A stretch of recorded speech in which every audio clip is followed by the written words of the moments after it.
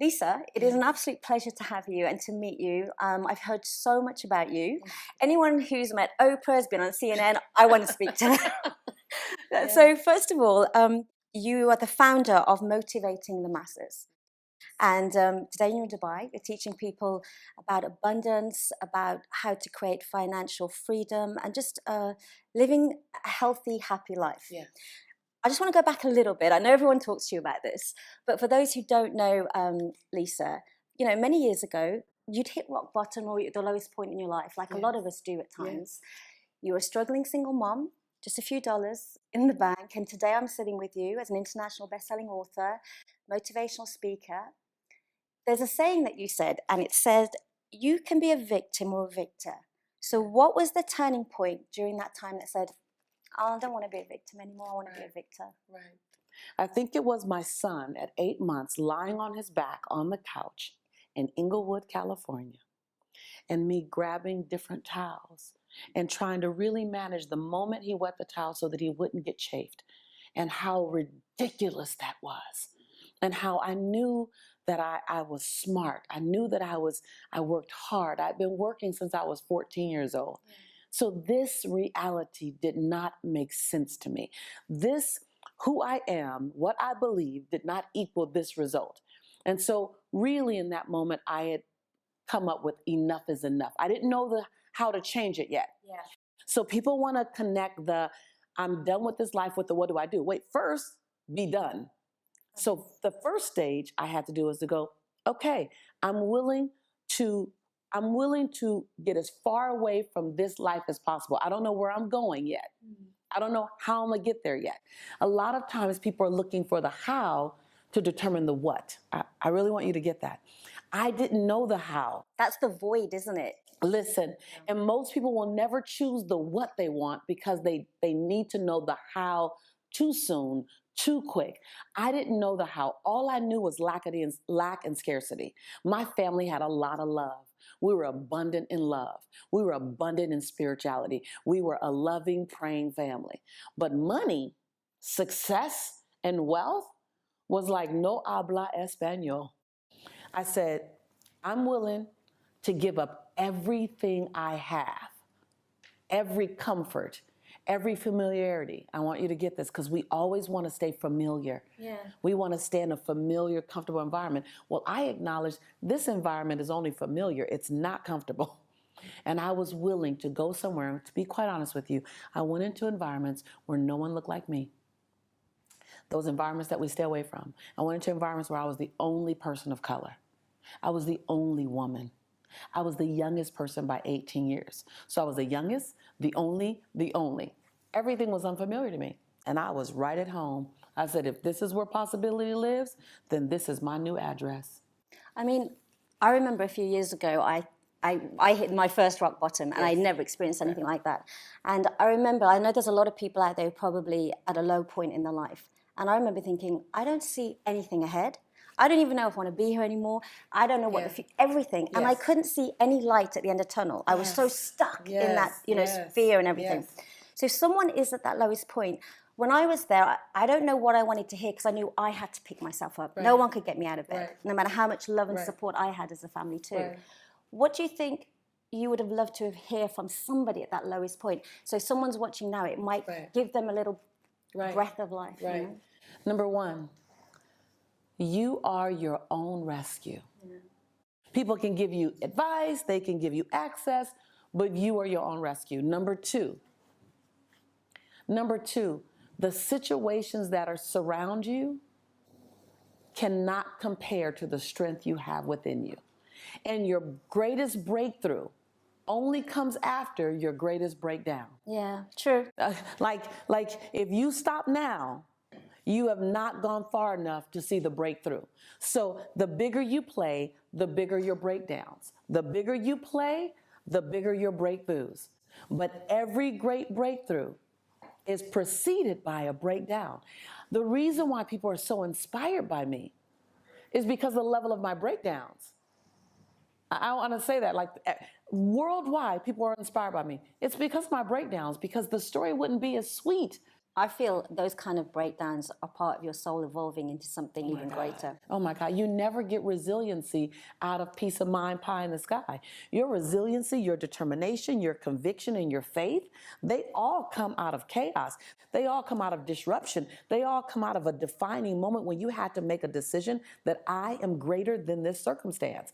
All of those juicy things that keep you going, even a butterfly, you look at these butterflies, and you look at this beauty and the wings and the color, and you realize that a butterfly is, as a caterpillar, they're struggling to get out of that cocoon, struggling. And if you cut the cocoon to eliminate the struggle, the butterfly lives and dies without ever flying, because it's in the struggle out of the cocoon that the butterfly builds the muscles and the wings.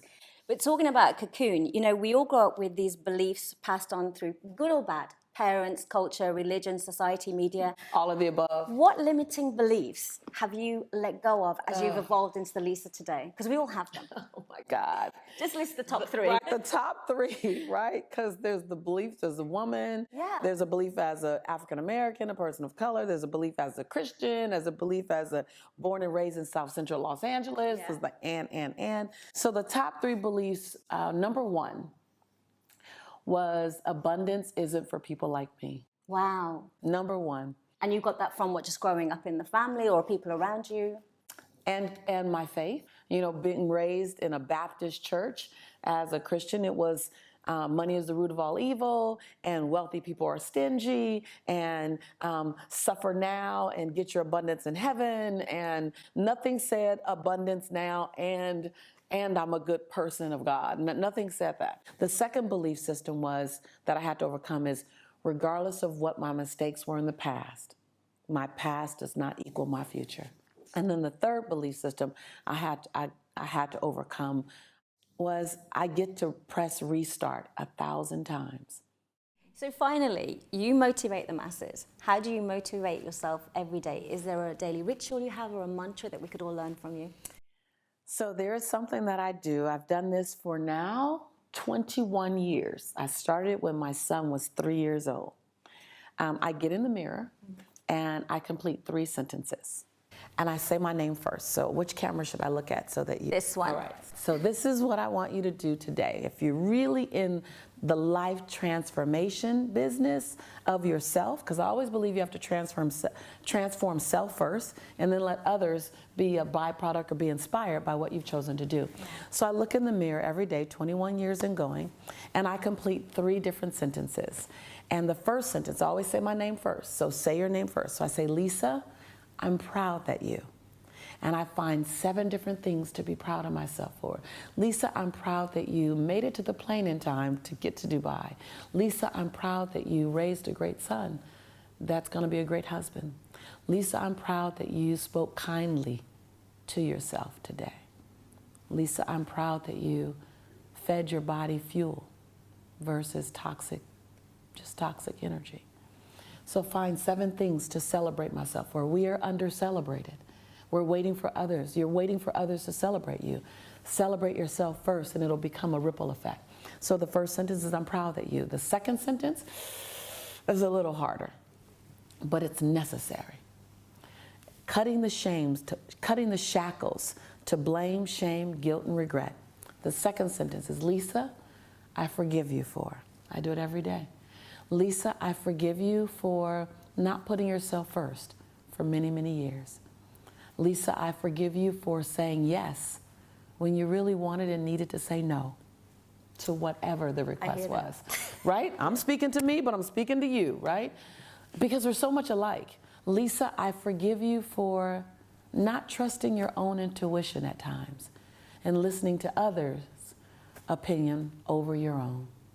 7 different things that you forgive yourself for, so you can cut those shackles. Those shackles, we're dragging shackles of blame, shame, guilt, regret, and anger around. I kept saying this morning to my assistant, production assistant, I said, I have baggage, suitcases all the time in my head. You can't see them, but they're there. Yeah. And so every day, do this. I will. I've done this for 21 years, and I can walk into a room and I feel fresh and present. You feel lighter. Yeah. Yes. The last sentence, because we commit to other people more than we commit to ourselves.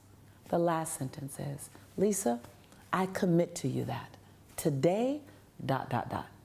Lisa, I commit to you that today your yes will mean yes and your no will mean no. Lisa, I commit to you that today I'll press pause on the negative self-talk sooner, quicker, faster. Lisa, I commit to you that today I'll honor you. I'll honor the God in you. I'll show up whole and complete and not dim my light. I'm going to take every single one of those. That's what I do. Everyone can relate to that. Yes, everyone can. So every day, I'm proud that I forgive you for, I commit to you that. So that's my ritual. Well, thank you so much for motivating all of us today. And I need a hug now. Absolutely. And thank you for doing what you do. Oh. Thank you for showing up. Thank you for being a part of a higher conscious conversation. Thank you for all the mountains you climb over to get to these moments. Did you keep taping? Because I want her to have it. Oh. Thank you for that. And in the moments when you lack strength or energy, borrow mine. Remember that a sister stopped by to give you access to her strength and her faith on the days that you need it. You hear me? Yeah. That's for you, personally. Thank you. You're welcome. My pleasure.